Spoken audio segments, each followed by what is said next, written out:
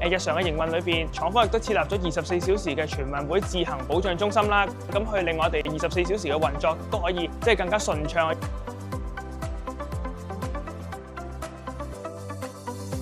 咁首先咧，架車咧佢有一個好靚嘅懸浮避震，唔會話將啲震盪啊或者噪音咧傳到入個車廂裏邊。空間方面，可能一啲身形比較大賓客咧，咁可能上落都會比較方便。中排因為都可以去調校得到個前後啦，令到第三排乘客咧去有比較寬敞啲嘅空間咁樣。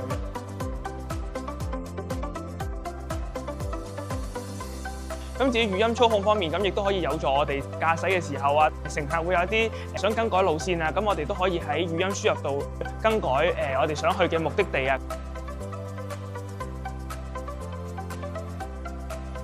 有足夠嘅位放一啲礦泉水啊、遮啊、紙巾啊，咁其實都可以放得到。乘客嘅位置亦都可以俾我哋去放到全運會今次嘅一碼通啦，以至係乘客可以知道唔同場館真嘅資訊。